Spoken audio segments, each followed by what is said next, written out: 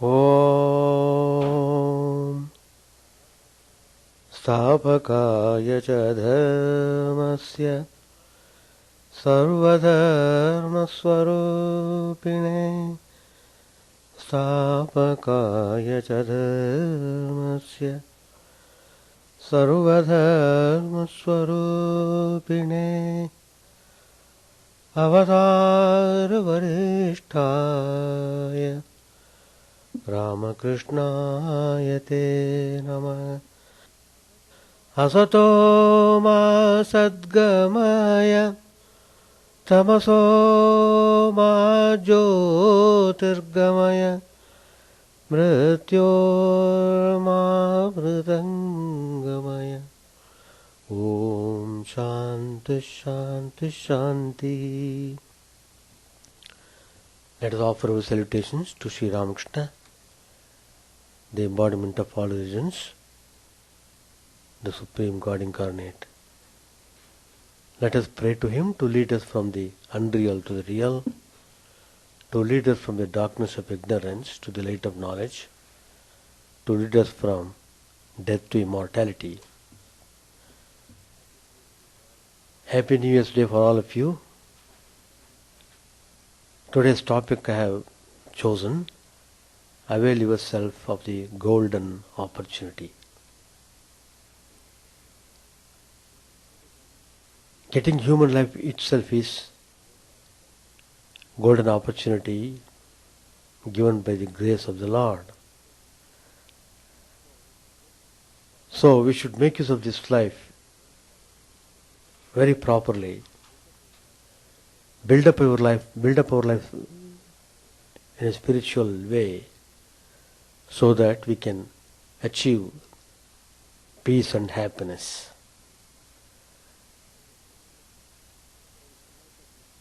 By the command of the indestructible being, minutes, hours, days and nights stand apart.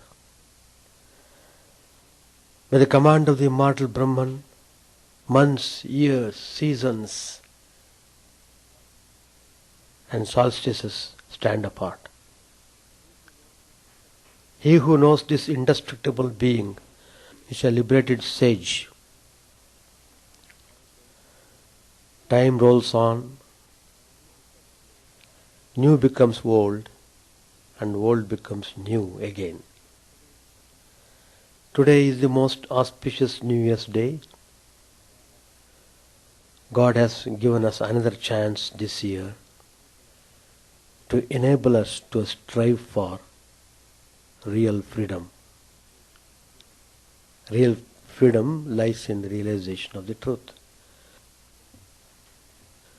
Today man is, tomorrow he is not.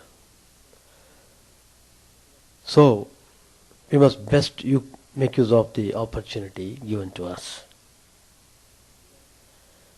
In fact, human life on this earth is really a divine gift from God. God's infinite graces indicate our human birth in this earth planet. It's a beautiful boon which is to be utilized well. The most precious thing on the earth is nothing but life. Every moment, every minute of life is more valuable, really more valuable than a diamond. We recognize the value of a thing only when it remains no more with us. The same is the case with life. Man will realize its value when he has spent full span of life, bids goodbye to the world and makes preparation for journey to the next world. There is an interesting story to illustrate this point. There once lived a farmer on the seashore. He had a little farm. He looked after the crop very carefully and didn't allow any bird to spoil the harvest. He made the birds run away by throwing pieces of stones and bricks at them. One day, he saw a closed box floating on the surface of the ocean. The waves brought the mysterious box near his place. He immediately opened the box and found 100 smooth pieces of stones in it. He thanked God that he got the stones to throw at the birds, and he did not have to go now to collect the stones. Thus he utilized those stones to throw at the birds, which would come and sit on his crop. The stones he threw at the birds fell into the sea.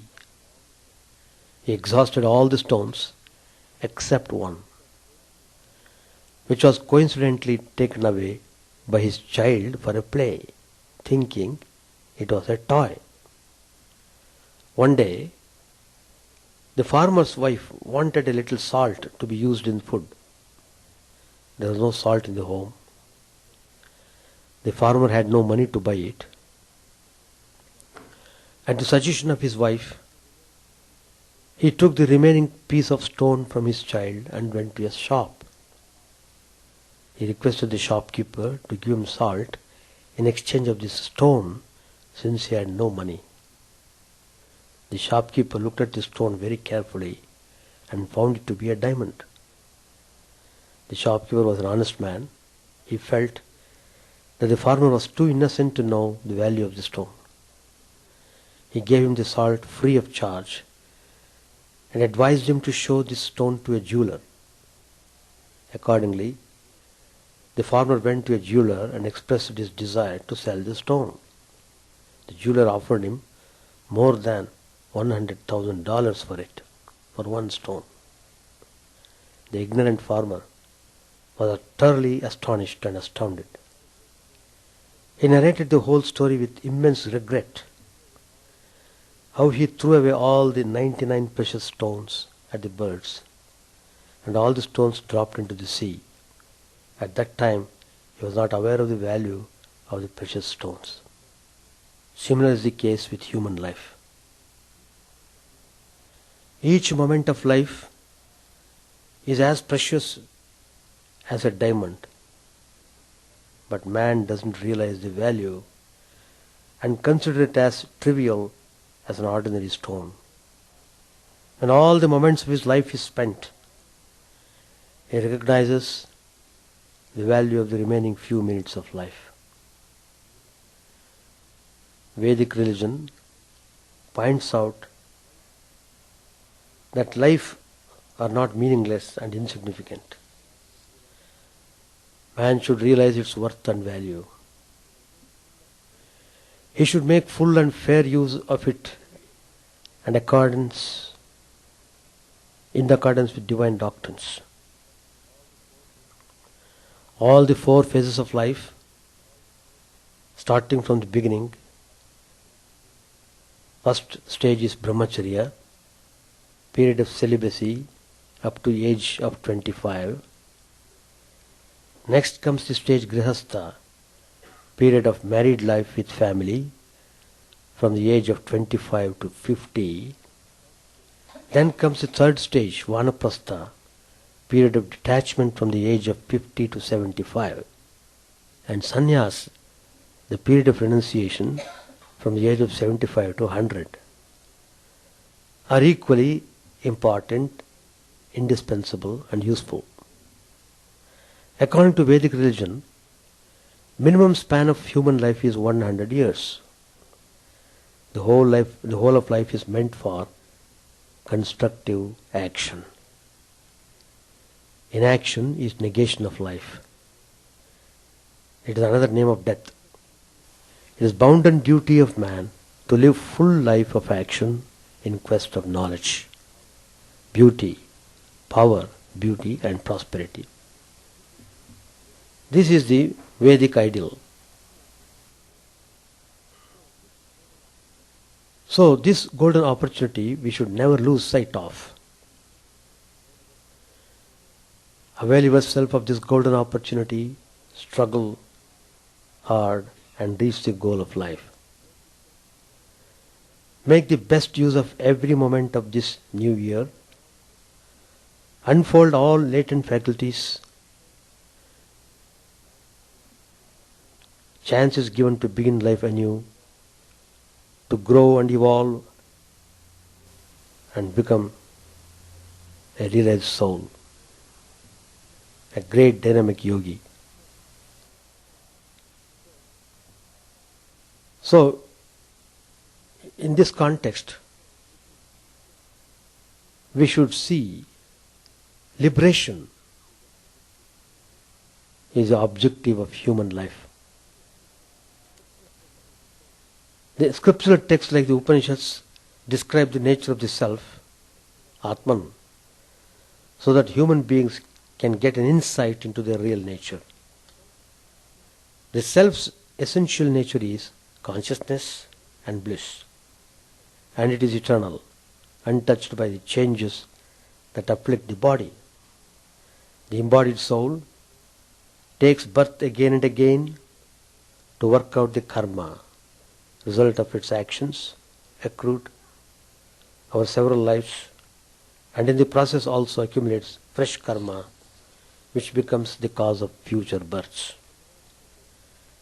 The Brihadaranyaka Upanishad, one of the great Upanishads, it employs the analogy of a person shifting his residence, packing up all his belongings and transporting them to his new dwelling, to the process of transmigration of the soul. The actions performed by a person during his lifetime in the form of karma, both good and bad, accompany the transmigrating soul like baggage. So our actions follow like baggage. The goal of human life is to attain liberation from this unremitting process by realizing the true nature of the self. It is essential to understand that karma is the determinant factor for all that a person enjoyed during this birth. He cannot alter the working of this karma, which has started giving result, and the joys and sorrows he experiences come on their own accord. Where then is the scope for man to alleviate his condition? Human beings are endowed with free will, but the limiting factor is karma. Man can, by experiencing and by exercising his choice wisely, strive for liberation and also lead a moral life so that he can evolve spiritually even if his karma entails more births. They give the example, just as a mango retains its connection to the tree because of the stem, the body is bound to the soul by ignorance. This simile can be extended further to understand the enigma of human birth and death. It is common knowledge that the mango falls down on its own accord at the right time when it is ripe. So also, the human body will drop according to the depletion of the karma which are responsible for its birth. One may wonder why the Upanishads, which deal with the subject of man's liberation from bondage, touch upon the existential facts of human life like birth and death, which are common knowledge. Ignorance binds man, and hence the scriptures, by constant reiteration, reminds him of his mortality so that he will aspire for liberation and develop detachment to worldly pursuits and relationships. Every moment of one's life is precious and must be utilized to evolve towards the goal of liberation by engaging in devotional activities.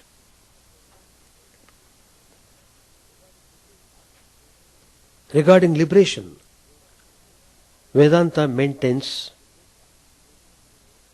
Liberation is Jivan Mukti, or freedom while living in the body. It is not going to another realm or attaining something new, but realizing our true nature.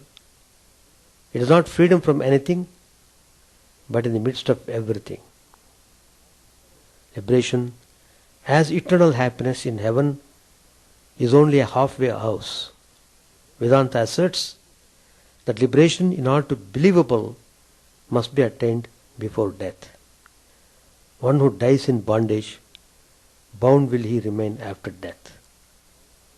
As the Upanishad says, what is here, the same is there, and what is there, the same is here. He goes from death to death. Who sees any difference here? If everything ends for one with liberation, then there should be none to teach and serve as an exemplar. Vedanta's liberation is spiritual and depends upon self-knowledge.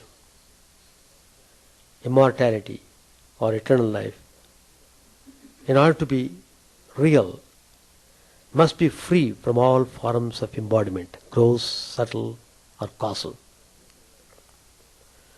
Shankaracharya asserts, let people quote the scriptures and sacrifice to the gods. Let them perform rituals and worship the deities. But there is no liberation without the realization of one's identity with the Atman. No, not even in the lifetime of 100 Brahmas put together. That is an almost infinite length of time. This realization, known as self-knowledge, is neither an emotional thrill nor an intellectual conviction. It does not put a pen in the slot and pull out a pardon. Self-knowledge is direct perception of one all-pervading self, dwelling as the individual self in all beings. Direct perception is not simply belief in the scriptures. Believing in the scriptures is believing in the belief of other persons.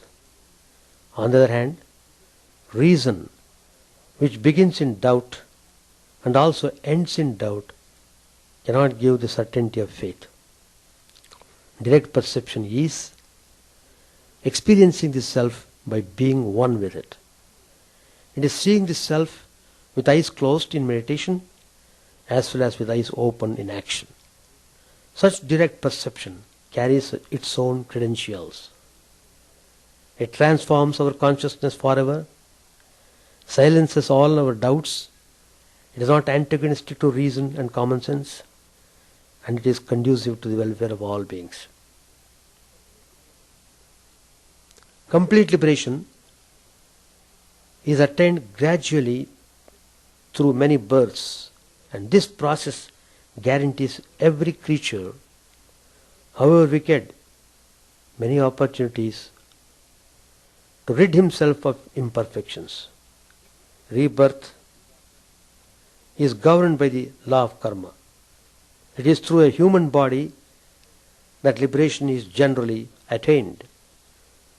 Vedanta speaks of 3 courses which departed souls may follow before they are reborn on earth in a human body. Those who have led a life of extreme wickedness are born as subhuman beings.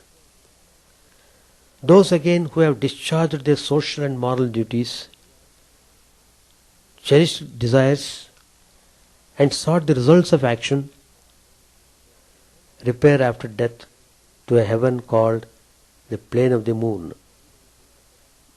where they reap the fruit of their actions before being reborn in a human body.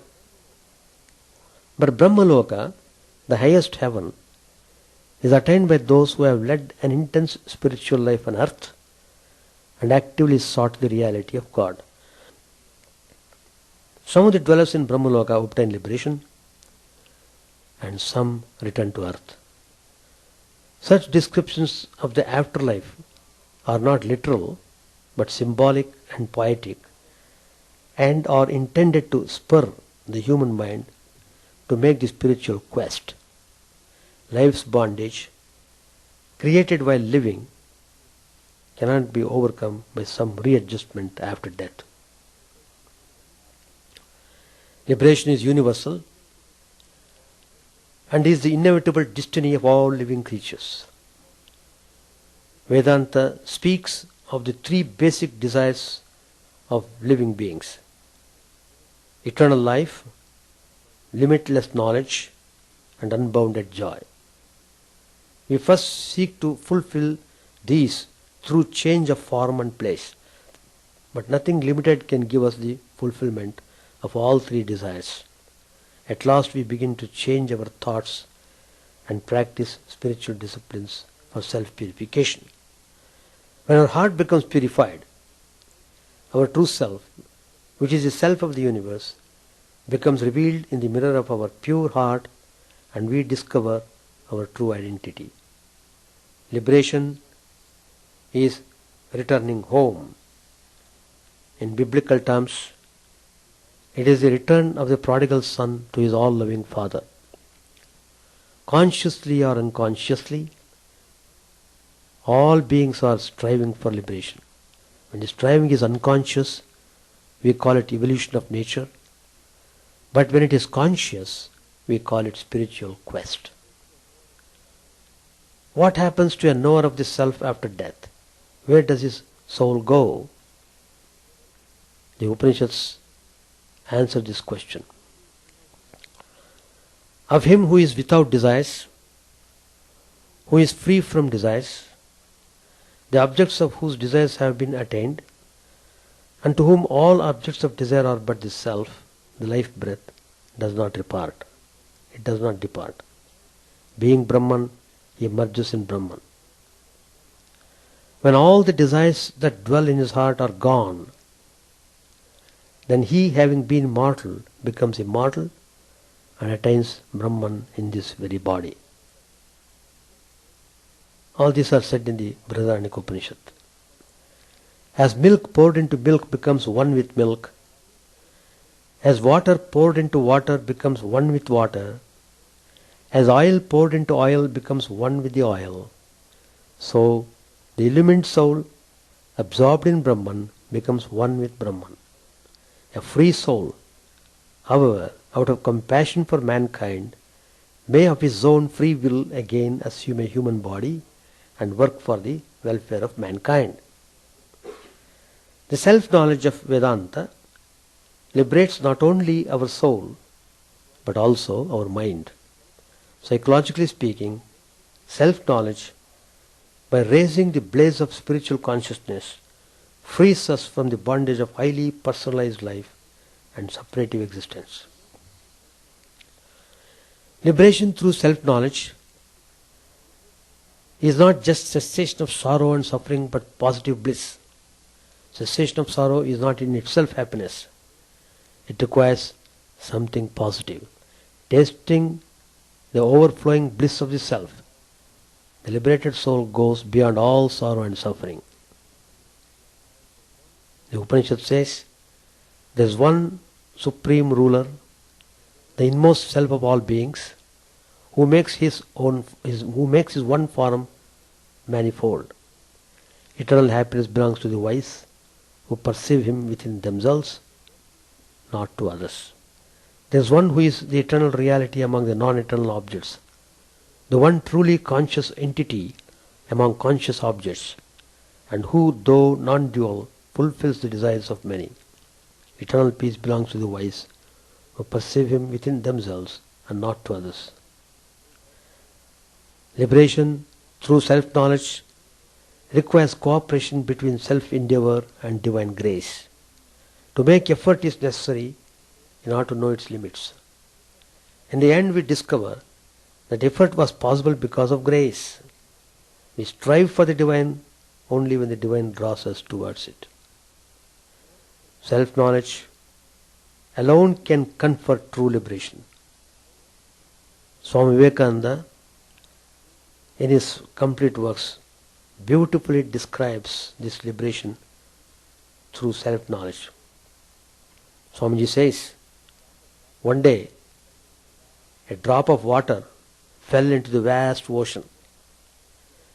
When it found itself there, it began to weep and complain, just as we are doing. The great ocean laughed at the drop of water. It asked, "Why do you weep?" I don't understand. When you join me, you join all your brothers and sisters, the other drops of water of which I am made. You become the ocean itself. If you wish to leave me, you have only to rise up on a sunbeam into the clouds. From there you can descend again, a little drop of water, a blessing and a benediction to the thirsty earth. Swamiji said this. The liberated soul is called a free soul. Only a free soul demonstrates the reality of God, the validity of the sacred texts, the divinity of man, and the oneness of existence. He is also known as the awakened one or the illumined one. A free soul lives in a world of duality, yet he remains undisturbed by its pain and pleasure. He is free but not whimsical, spontaneous but not given to license, and he never sets a bad example to others. As a fish swimming in waters leaves no mark behind, or as a bird flying in the air leaves no footprints, so a free soul moves in the world unnoticed by others. A free soul doesn't traffic in miracles, nor does he publicize his holiness. The ineffable peace radiating from his personality bespeaks his holy nature. A free soul is aware of his identity with all beings. He is conscious that he feels through all hearts, walks with all feet, eats through all mouths, and thinks with all minds. He regards the pain and pleasure of others as his own pain and pleasure. Physical death and birth have no meaning for him. A change of body being to him like a change of garments. About such a person, it can truly be said that he exists because he has become one with existence, knows because he has become one with knowledge, and enjoys bliss because he has become one with bliss absolute. A free soul, while living in the body, may experience disease, old age, or decay, may feel hunger, thirst, grief, or fear, may be a victim of blindness, deafness, or other conditions. But having realized that these are no more than characteristics of the body, the mind, or the senses, he doesn't take them seriously and so is not overwhelmed by them. A person who sees a play on the stage does not consider it to be real, yet he enjoys it to his heart's content. Likewise, a free soul living in the midst of the joys and sorrows of the world experiences them as the unfolding of a divine play. In modern times, Sri Ramakrishna's life is a perfect example in this context. In April 1885, Sri Ramakrishna felt soreness in his throat. Prolonged conversation or absorption in God consciousness would aggravate the pain. As simple treatment brought him to no relief, a specialist was called for, and the illness was diagnosed as cancer. Though the doctor cautioned him, he could neither control his ecstasy nor turn away any sincere spiritual seeker. In spite of this excruciating pain and emaciated physical condition, Sri Ramakrishna continued to minister to the spiritual needs of his disciples and devotees. Seeing his constant ecstasy, a leader of the Brahmo Samaj was moved to declare, "Good heavens, it is as if he were possessed by a ghost." We read in the Gospel of Sri Ramakrishna, Pandit Shashadhar, a renowned religious leader of the time, one day suggested to Sri Ramakrishna that he could remove the illness by concentrating his mind on the throat. The scriptures having declared that yogis had power to cure themselves in that way. Sri Ramakrishna rebuked the Pandit. What? For a scholar like you to make such a proposal? How can I withdraw the mind from the lotus feet of God and turn it to this worthless cage of flesh and blood? For our sake at least, begged Narendra, that is Vivekananda. For the sake of us and other disciples, please see that cancer is cured. But, Sri Ramakrishna replied, do you think I enjoy this suffering? I wish to recover, but that depends on the mother. Narendra said, then please pray to her. She must listen to you. Master said, but I can't pray for my body.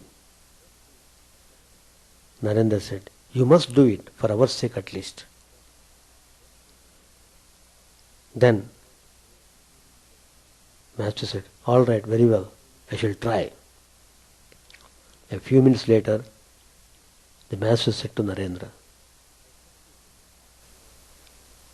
I said to Divine Mother, oh Mother, I can't swallow food because of my pain.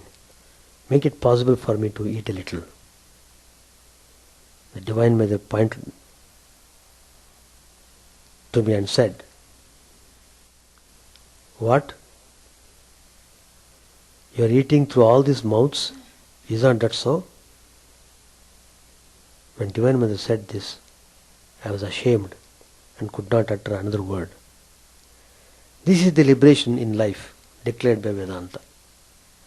And this is the primary goal to which the Ramakrishna Mission's works of service are directed. So, on this glorious New Year's Day,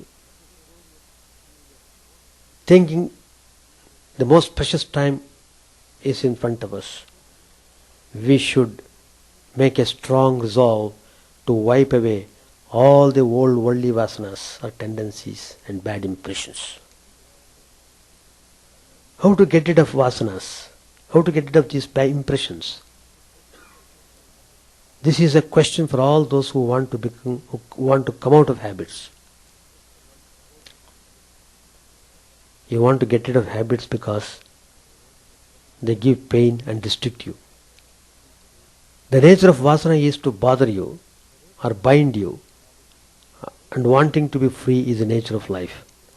Life wants to be free, and when a soul doesn't know how to be free, it wanders through lifetimes wanting freedom.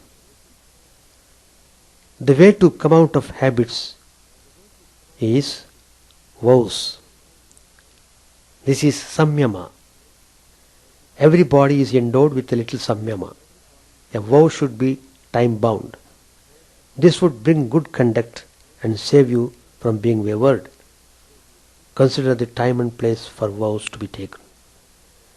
When the mind dwells on useless thoughts, two things happen. One is that all those old patterns come up and you feel discouraged. You blame yourself and feel that you have not made any progress. The second thing is that you see it as an opportunity for samyama and feel happy about it. Without samyama, life will not be happy and diseases arise. When there is direction for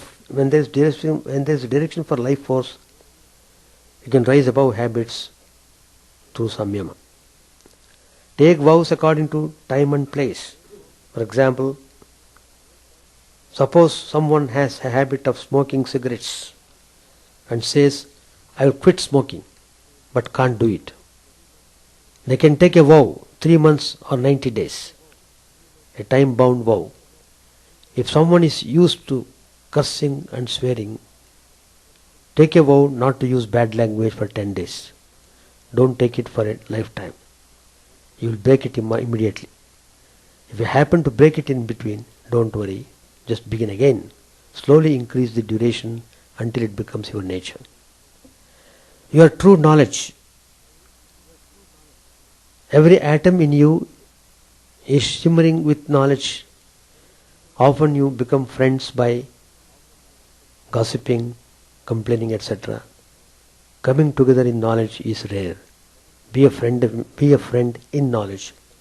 Uplift each other in knowledge. From the moment you wake up in the morning, you are always with people and your mind is caught up in worldly thoughts. So sometime during the day, sit for a few minutes, get into the cave of your heart, eyes closed, and kick the world away like a ball. But during the day, be 100% attached to the work. Eventually you will be able to be both attached and detached simultaneously. This is the skill of living, the art of living. A wise one is happy even in bad times, and the stupid one is unhappy even in good times. You make the time good or bad. Even if an astrologer says that you have hopeless time, you can make it a good time. So realize that you are more than time and that you can move the time by your connection to the divine. As time rolls and as we flip the calendar, we need to keep flipping our mind as well. Often our diaries are full with past memory. See that you don't fill your future dates with past event. Allow the space for creativity to dawn. Celebration of the new year allows you to be wise, learn and unlearn from the past and move on with creative zeal and enthusiasm. Celebration of new year is to remind oneself that as time is passing fast, some time is rewarding and some others are trying. The trying time brings the best out of you. The rewarding time gives the best of the world to you. The heart always longs for the old, the mind for the new. Life is a combination of both. Let the new year bring into your life ancient wisdom and modernity, as life is incomplete without either of them. Don't feel shy to speak about human and spiritual values. Know the value of time. Time is most precious. Utilize every second profitably. Live every moment of your life for the realization of your ideal and goal. If one but takes to meditation and japa and prays to him constantly, one's mental tendencies get the proper direction and one's senses come under control. A man is not cured simply by advice or rebuking. Change the man's mental tendencies through spiritual force, if you can. You must pull the weeds out by the roots, otherwise you are simply fooling yourself and wasting time. If you don't realize the necessity of rooting out weeds in a garden, how can you weed out your old faults and tendencies? How can you understand the real meaning of spiritual life? Weed out, root and all. With whatever evil tendencies one may come, one is sure to improve in holy company. As when you go to an incense store, the scent will enter your nostrils, whether you will it or not. It is just like that. When you come with the holy association, that effect will be upon your samskaras. It will do good to you. To root out tendencies is an uphill task. But if one has the determination to say, what if I have once done something wrong?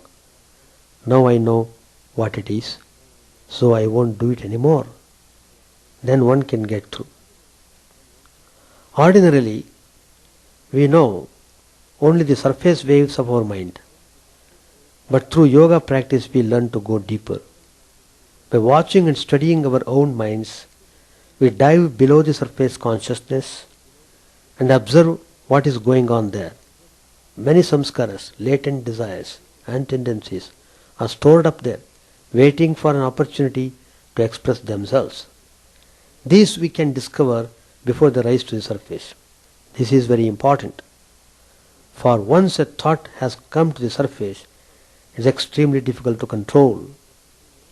But at an early stage, before it has fully developed and gathered strength, it is easy to manipulate. This is called seeing our thoughts in seed form. The seed is easily destroyed, but when it has germinated and grown into a big strong tree, it requires great strength and effort to cut it down. So, we must crush our never-ending desires in their early undeveloped stages. The yogis can do this. They keep down undesirable thoughts in the germ state by smothering them beneath the thoughts of an opposite nature. Thus they conquer all evil tendencies. Hatred with love, anger with kindness, and so on. You will have to discriminate between the real and the unreal. To keep one's discrimination alert is a great austerity. He who has learned to discriminate can he successfully overcome lust and greed. So cultivate your discrimination and conscience. How can you struggle against evil tendencies if your intellect is not trained to differentiate between good and evil? First clear out the rubbish which has entered the mind through the gates of the sense organs, and then put a signboard, no admittance, in front of each gate.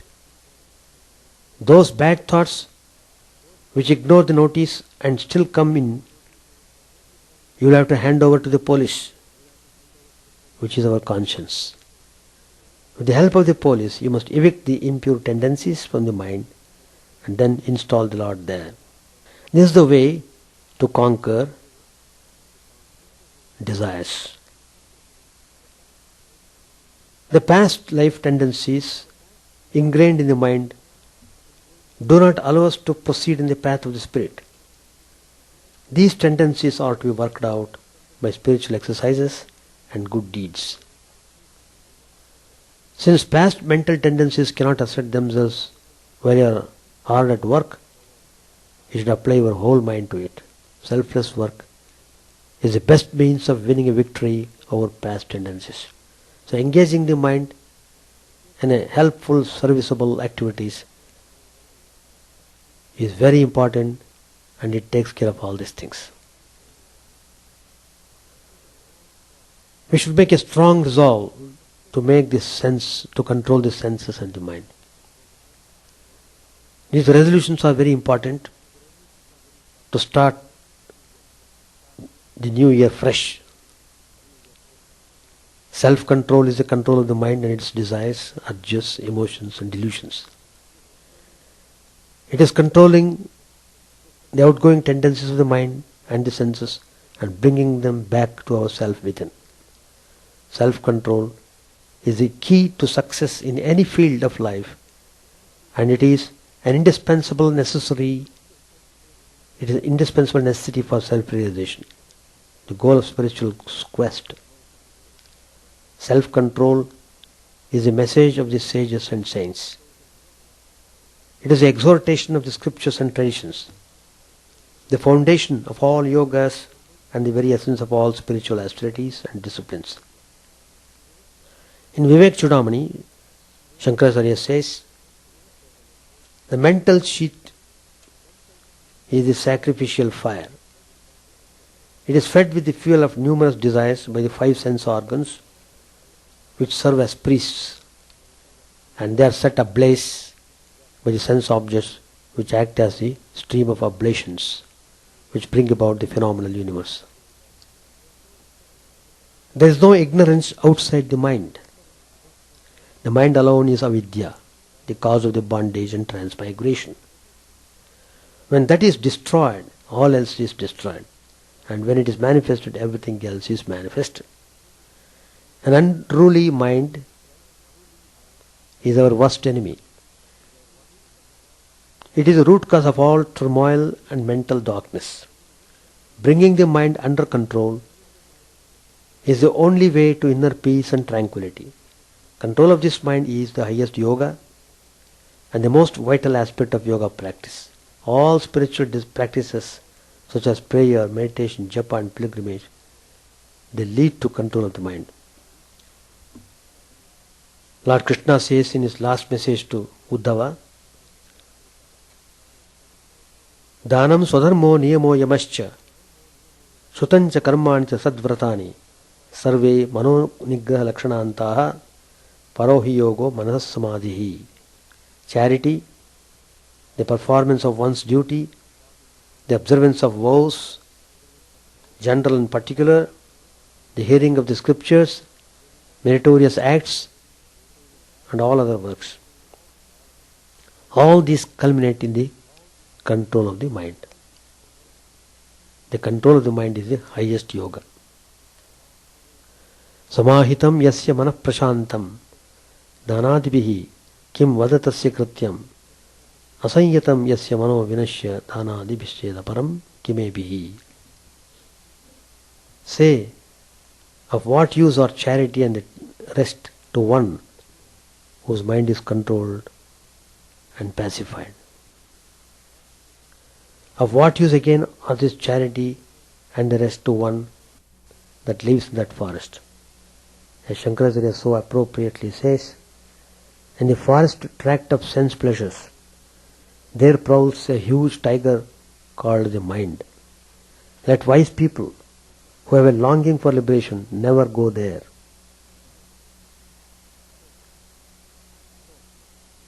So, we should make another resolve on this New Year's Day. Do not procrastinate.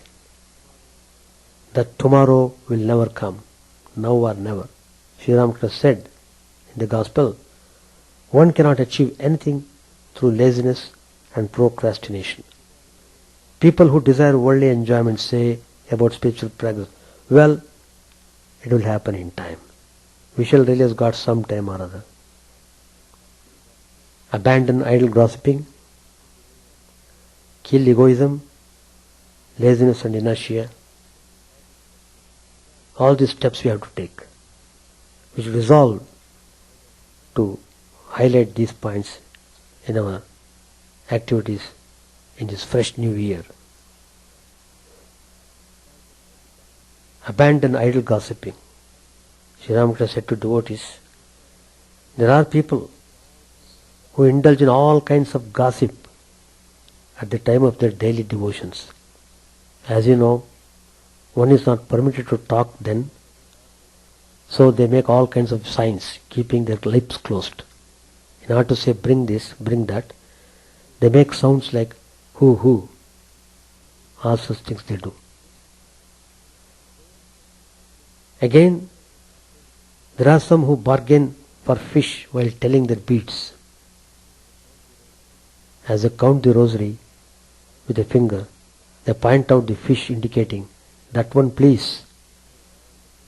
They reserve all their business for that time. There are women who come to the Ganges for their bath, and instead of thinking of God, gossip about no end of things. What jewels did you offer at the time of your son's marriage? As so and so returned from her father-in-law's house, so and so is seriously ill, so and so went to see the bride. We hope that they will offer a magnificent dowry and that there will be a great feast. Harish always nags at me. He can't stay away from me even an hour. My child, I couldn't come to see you all these days. I was so busy with the betrothal of so and so's daughter. You see, they have come to bathe in the holy river, and yet they indulge in all sorts of worldly talk. Again, Sri Ramakrishna says in the Gospel, the bound souls never think of God. If they get any leisure, they indulge in idle gossip and foolish talk, or they engage in fruitless work. If you ask one of them the reason, he answers, oh, I can't keep still. so I am making a hedge. When time hangs heavy on their hands, they perhaps start playing cards. One should not spend precious time in idle gossip. Gossip breeds mischief. So, if you talk, talk of the Lord. The next point is, kill egoism. Master said to the subject, let me ask you one thing. Are vanity and egotism the result of knowledge or of ignorance? Egotism is of the nature of tamas. It is begotten by ignorance. On account of the barrier of ego, one does not see God. All troubles come to an end when the ego dies. It is futile to be egotistic. Neither body nor wealth will last. Once a drunkard was looking at the image of Durga. At the sight of her decorations, he said, well, mother, however you may fix yourself up, after 2 or 3 days they will drag you out and throw you into the Ganges. An illusion to the immersion of the image after worship. So I say to you all, Sri Ramakrishna said, you may be a judge or anybody else, but it is all for 2 days only. Therefore, you should give up vanity and pride. It will be alright if you don't feel any egotism, if you don't have the vain feeling, I am giving a lecture, listen to me. What begets egotism? Knowledge or ignorance? It is only the humble man who attains knowledge. In a low place, rainwater collects. It runs down from a mount. A man achieves neither knowledge nor liberation as long as he has egotism. He comes back again and again to the world. Sri Ramakrishna gives the example. The calf bellows, hamba hamba. That is I. That is why it suffers such agony. The butcher slaughters it, and the shoemaker makes shoes from its hide.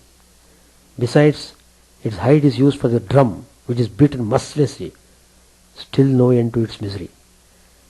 At long last, a carding machine is made from its entrails. While carding the cotton, the machines make the sound tuhu tuhu, that is thou thou. Then the poor calf is released from all suffering. It no longer says hamba hamba, but repeats tuhu tuhu. The calf says as it were, O God, thou art the doer, and I am nothing. Thou art the apparator, and I am the machine. Thou art everything. Next point is laziness and inertia. Master said to Hari, what kind of work do you do? Nothing in particular, but at home he takes good care of his parents and his brothers and sisters. Master said with a smile, how is that? You are like Elder the pumpkin cutter. You are neither a man of the world nor a devotee of God. That's not good. You must have seen the sort of elderly man who lives in a family and is always ready, day and night, to entertain the children. He sits in the parlour and smokes the hubble bubble. With nothing in particular to do, he leads a lazy life. Now and again he goes to the inner court and cuts a pumpkin. For, since women do not cut pumpkins, they send the children to ask him to come and do it. That's the extent of his usefulness. Hence his name, Elder the pumpkin cutter. You must do this as well as that. Do your duties in the world and also fix your mind on the lotus feet of the Lord. Read books of devotion like the Bhagavad or the Life of Chaitanya when you are alone and have nothing else to do. A devotee asked Sri Ramakrishna, you say that your spiritual experiences are for others to refer to. Tell us what we should do. Sri Ramakrishna answered, if you want to realize God, then you must cultivate intense dispassion. You must renounce immediately what you feel to be standing in your way. You should not put it off till the future. Lust and greed, the obstruction. The mind must be withdrawn from it. One must not be slow and lazy. A man was going to bathe. He had his towel on his shoulder. His wife said to him, "You are worthless. You are getting old and still you can't give up some of your habits. You can't live a single day without me. But look at that man. What a renouncer he is." Husband asked, "Why? What has he done?" Wife said, "He has 16 wives and he is renouncing them one by one. You will never be able to renounce." Husband said, "Renouncing his wives one by one? You are crazy. He won't be able to renounce. If a man wants to renounce, does he do it little by little?" Then wife said smilingly, "Still he is better than you." Then husband said, "You are silly. You don't understand. He can't renounce. But I can. See, here I go." The master continued, "That's called intense renunciation." No sooner did the man discriminate than he renounced. He went away with the towel on his shoulder. He didn't turn back to settle his worldly affairs. He didn't even look back at his home. He who wants to renounce needs great strength of mind. He must have a daredevil attitude like a dacoit's. Before looting a house, the dacoits shout, "Kill, murder, loot," like that. Cultivate devotion and love of God and so pass your days. What else can you do? When Krishna went away, Yashoda became insane with grief and visited Radha. Radha was moved by her sorrow and appeared before her as Adya Shakti. She said, "My child, ask a boon of me." Yashoda replied, "Mother, what else shall I ask of you? Bless me that I may serve Krishna alone with my body, mind and speech, that I may behold his devotees with these eyes, that I may go with these feet to the place where his divine sport is manifested, that I may serve him and his devotees with these hands, and that I may devote all my sense organs to his service alone. Forget the past. A glorious and brilliant future is awaiting you. Equal vision is a touchstone of knowledge. Unselfishness is the touchstone of virtue. Brahmacharya is the touchstone of ethics. Oneness is the touchstone of self-realization. Humility is the touchstone of devotion. Therefore, be unselfish, humble and pure. Develop equal vision. Be in tune with the infinite. Satyam, that is truth. Satyam is the seed.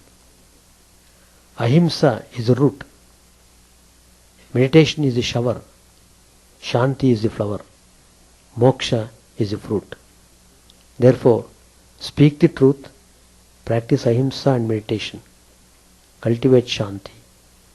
You will attain the final emancipation or freedom from the trammels of births and deaths and enjoy eternal bliss. Be thou a spiritual warrior of truth. Put on the armor of discrimination. Wear the shield of dispassion. Hold the flag of dharma. Sing the song of Soham Soham. I am that Brahman. March boldly with a band of pranava, Om. Blow the conch of courage. Kill the enemies of doubt, ignorance, passion and egoism and enter the illimitable kingdom of blissful Brahman.